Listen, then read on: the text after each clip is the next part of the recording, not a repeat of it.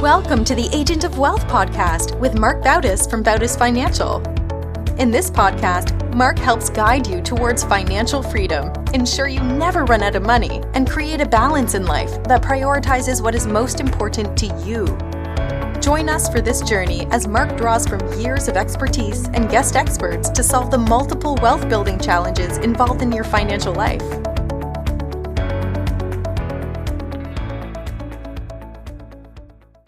Welcome back to the Agent of Wealth. This is your host, Mark Bautis. Today, I'm joined by the Bautis Financial team for another episode of our Bautis Financial Book Club. This is the 11th episode of the Book Club series, and this time around, Kira selected the book, Do It Today, Overcome Procrastination, Improve Productivity, and Achieve More Meaningful Things by Darius Foroux. I'm going to hand it over to Kira to introduce the book and lead the episode. Thanks, Mark. Do It Today is a collection of 30 short, easy-to-read articles that Darius Foroux wrote on his journey to overcoming procrastination.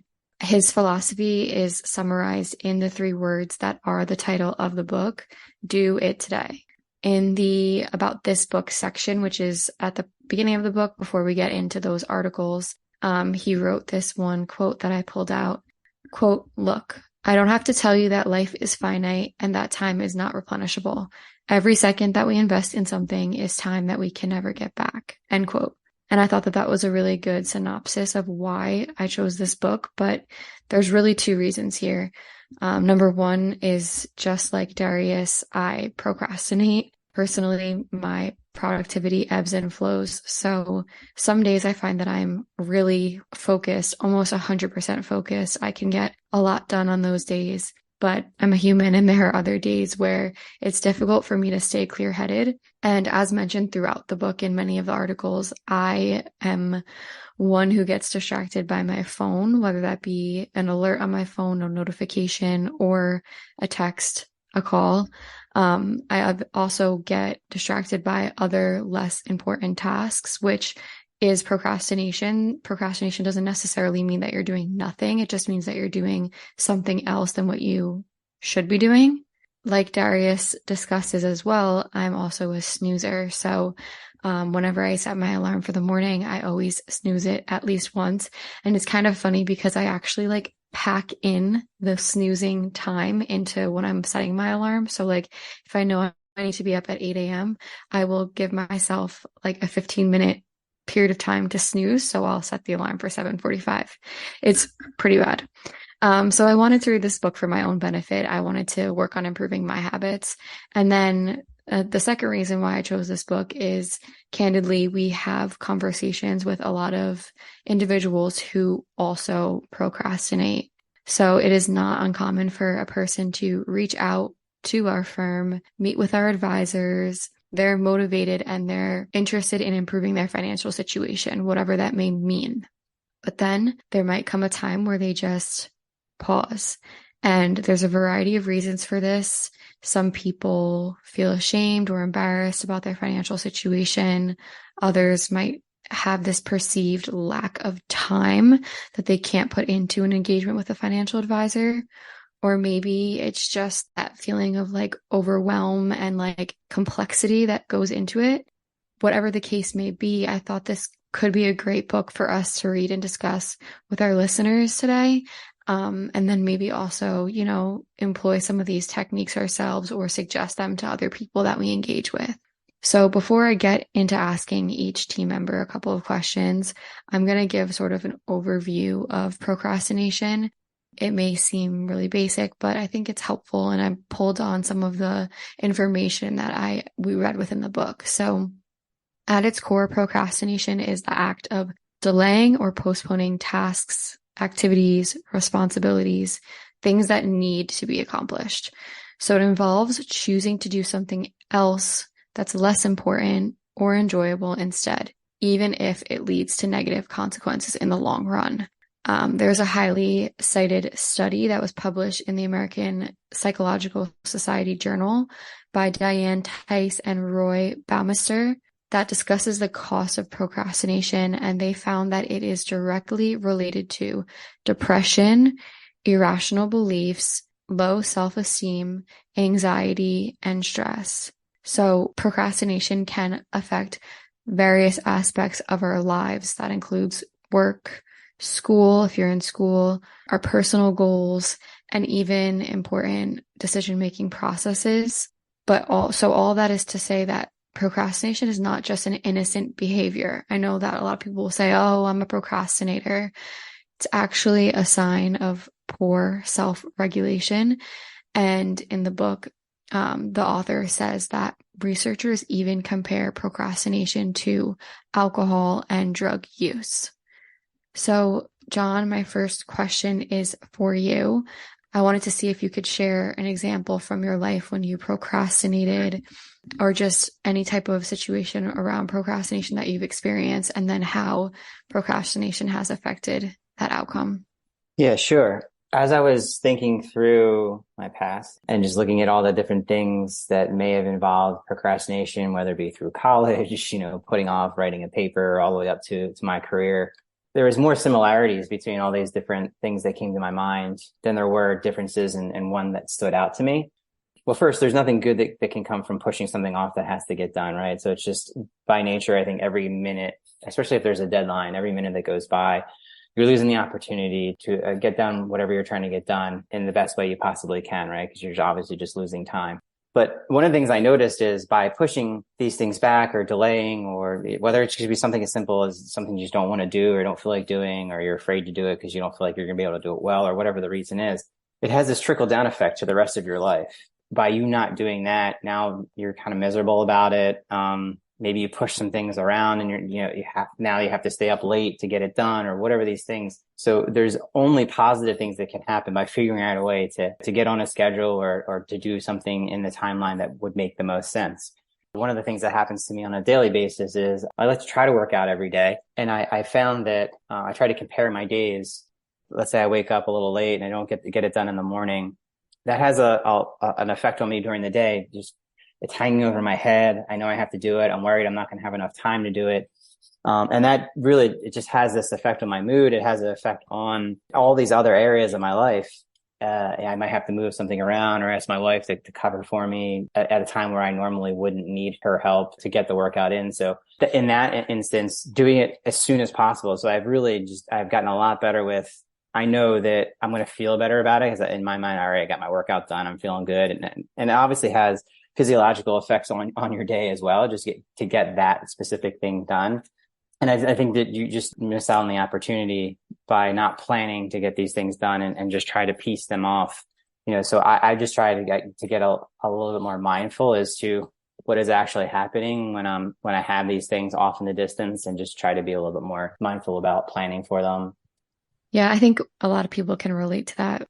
But in talking about procrastination, obviously, Darius wants to give solutions.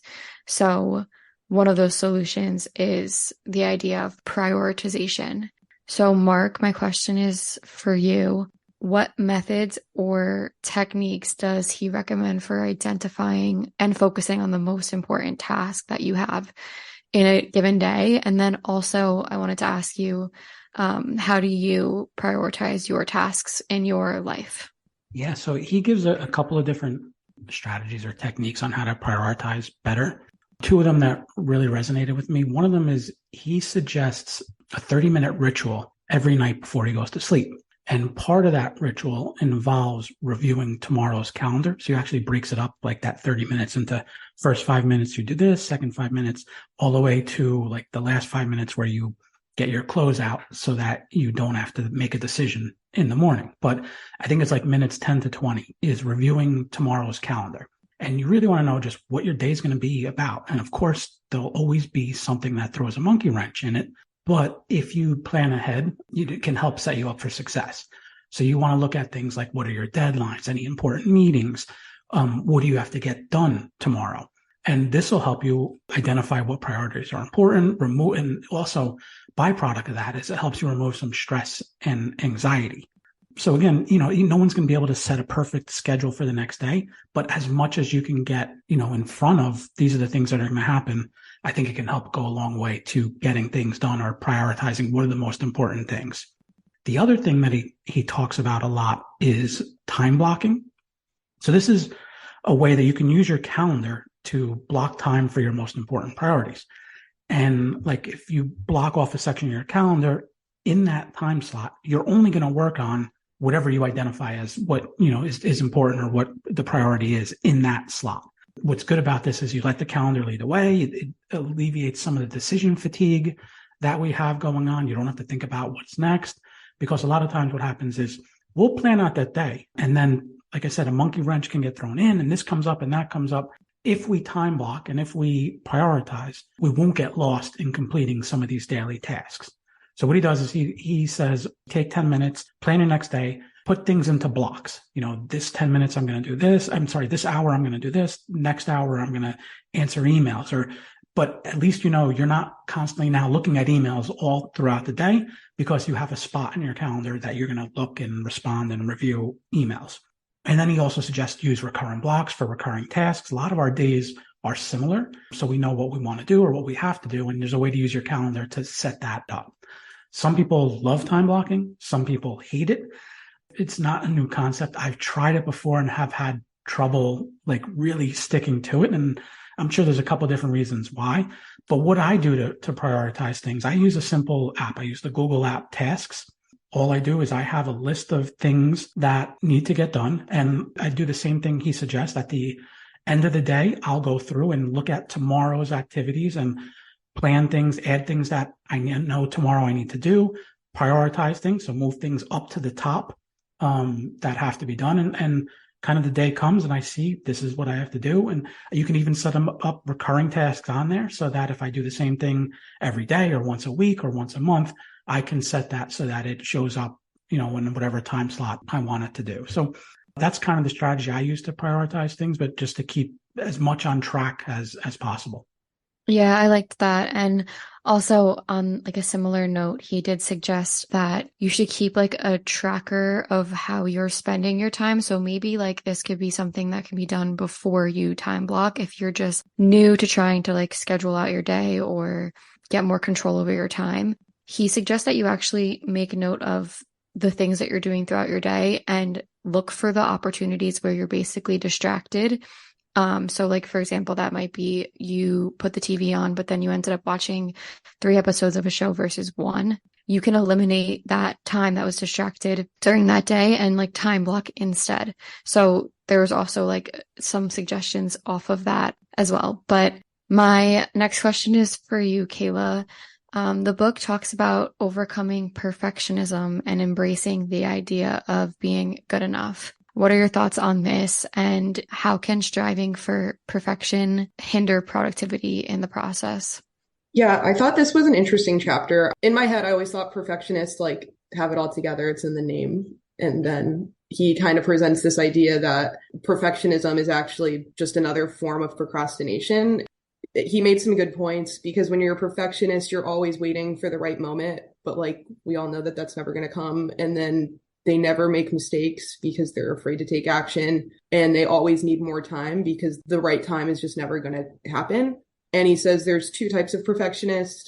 The first one is someone who just never starts the task. And then the other kind is someone who starts, but then they have like way too high of standards, so they just quit. And he was saying that, the opposite of a perfectionist is a slacker. And like, by definition, they don't care. They can't find meaning in things. So he was presenting this idea that you kind of need to find a balance between having some perfectionist tendencies, but like also at points knowing when you need to be a slacker and like not care and not focus on something, because the right moment to take action is just never going to happen. But yeah, I thought it was a really interesting chapter. Yeah, me too. I could definitely relate to some of the ideas that he shared in that chapter. Okay, so back to you, John. And this is pretty similar to sort of the things that Mark was talking about, but Darius suggests that planning and organizing tasks can lead to greater productivity. How do you effectively plan in your own life, and how has whatever you use to plan helped you accomplish your tasks? Yeah, a lot of it is related to what Mark said about time blocking. And I've tried a lot of different things throughout my career to try to keep me on track. Time blocking does really, really help me, because even if it doesn't go perfectly, I want to know the day before, like, what do I want my day to look like? I try to say to myself, hey, if I got through this day, would I feel good about the day? And let's say that that's the 100% day. And if you get through 90, 80% of it, at least you're still in a good spot. The perfectionist thing is really actually resonated with me in relation to this part of it, because I would time block. And I think the reason why I gave up on time blocking is because I wasn't perfect on the time blocking. So I have to be really careful with how I set that up. Sometimes I have these goals and I really want to do this and I have this whole plan. And even just right back to working out, if I'm like training for a certain race, or, I want to accomplish something financially, my financial goals or my career goals, if I fall off that plan, sometimes I'm in danger of falling off completely. And I think that really resonated with me too. So continuing to tweak this, I think it'll probably continue to take on different forms, but I find it real helpful on Sunday night, if I have time, to even talk things over with my wife. Hey, what do you have planned for this week? Just so I make sure I'm taking into consideration the things she wants to do, and we can work together around those things so we're not butting heads. And then just lay the week out, and then take a few nights before you go to bed, just have that winding down. Like, how did the day go? What can you do better? What do you want to do the next day? Even if it's just like a few minutes. And I found that has really, really helped. And since reading this, I've tried to bring that back. I love reading these books because I'm always open to these recommendations and ideas as to how I can get better. And this book really got me thinking as to how can I be more productive, and just try to revisit some of these things that are going to keep me on track. There was one part of the book that really hit home for me, which was like the mantra section, which I know it sounds like so cliche to have like a mantra, but basically Darius was saying that if he finds himself procrastinating or not wanting to start a new task, he'll say to himself, or I don't know if it's out loud or just in his head, but he'll say, let's go. It's as simple as that. Like, let's go. So like if you're putting off going to the gym, you just say, you know what, let's go. I'm getting up, I'm going to the gym. Or kind of bring all that stuff that you were just talking about, John, together. Say you have a time block for an hour set to read a book, and you get a notification on your phone, a phone call, whatever. And then you get off the phone, and then you're still looking at your phone and you're distracted by it, right?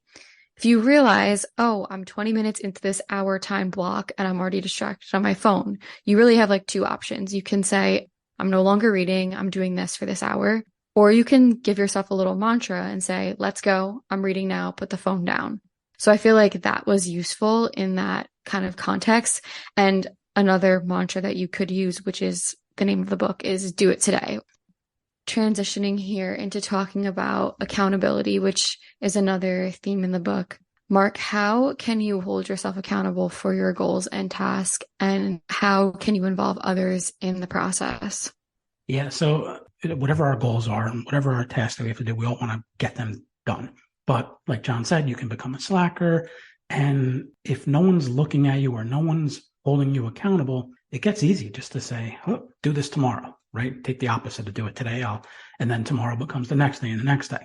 So I'm a big proponent, just as the author is, of figuring out how you can be accountable to your goals and tasks.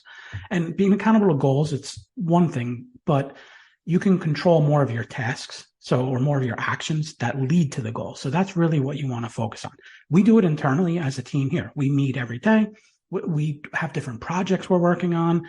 One of them is we're systematizing our operations. And all of us are involved. We're working on different parts of these playbooks, and we assign deadlines to them, and we come in and we hold each other accountable. You can also look at it, going to the whole financial aspect of this. We're essentially accountability coaches for our clients that we work with, right? Like you mentioned in the beginning, sometimes people say, I want to improve my finances. I want to do things better, but they procrastinate on doing it. Well, working with us, working with a financial coach or financial advisor can help by having that accountability. If someone comes to us and says, my goal is I want to retire by this age, we'll come up and we'll say, well, to do that, you have to do X, Y, and Z. And as we're recurringly meeting with people, we can see if they're doing it or not doing it. And we can remind them and say, look, you said you wanted to do this. You're not doing the actions that are going to take to get you there. So in essence, we're holding people accountable for, what they tell us is important to them. So I think accountability works in, people that want to lose weight or want to get in better shape, right? Someone might, the studies show if you want to start going to the gym, find someone to go with, because there are going to be a lot of times when you get up and you say, I'm going to hit the snooze button. I'm just not going to go today. But if someone's there waiting for you and you know that they're your partner and you're going to hold each other accountable, it's a lot harder to hit that snooze button and not show up for it. I think accountability is enormous in the kind of the message of this book of getting things done, of doing things today. Yeah, it can be really helpful. Okay, so last question here is for Kayla, and it kind of goes along with how the book ends. So it ends with an article that talks about compounding. Can you explain, Kayla, how Darius shares that success adds up through the building of momentum? Yeah, in this chapter, he goes over how you can't just do everything at once. You have all these different goals and things, but you have to focus on that one thing. But then he goes on to say that most of us think happiness happens all at once, but that's obviously not true. There's a quote that I liked. It said, "Success is sequential, not simultaneous." You always just think about the outcome. You don't think about all the steps that went involved into becoming successful. But he uses Warren Buffett as an example, and he shows in the book there's like a net worth chart, and you can just to like physically illustrate the idea of compounding, you can see that it's just basically a line going straight up. And he uses a ton of examples. He talks about how Warren Buffett didn't make 99% of his net worth until after he turned 50. And he just uses the idea that like you can achieve big things with small actions that build up over time. Compounding, it made me think of compound interest, which is like a finance term. It's just earning interest on interest. And clearly Warren Buffett's good at that. But the idea that just doing something small, like having a process, it'll all work out and you can be successful in the end. Yeah. All right. Well, thank you. That's all the questions I had for you guys today. For anyone who is listening and is interested in reading Do It Today, the book is available on Amazon. It's a really short one, less than 200 pages. And also it can be read in small increments. So basically each article is like between, 2 to 4 pages long. But I feel like there are a lot of useful takeaways, and it's definitely that kind of book that you don't have to finish in full. You can read here and there, and then you can always come back to it and do a reread at some future date and apply more to your life. Mark, I'm going to hand it over to you to close out the episode. Thanks, Kira, and thank you everyone who tuned in to today's episode. Don't forget to follow the Agent of Wealth on the platform you listen from and leave us a review of the show. We're currently accepting new clients, and if you'd like to schedule a one-on-one consultation with our advisors, please do so at bautisfinancial.com/call. Thank you for listening to the Agent of Wealth podcast. Click the subscribe button below to be notified when new episodes become available. The information covered represents the views and opinions of the guests and does not necessarily represent the views or opinions of Bautis Financial. The content has been made available for informational and educational purposes only and is not intended to be a substitute for professional financial planning and investment advice. Always seek the advice of your financial advisor or other qualified financial service provider with any questions you may have regarding your investments and financial planning.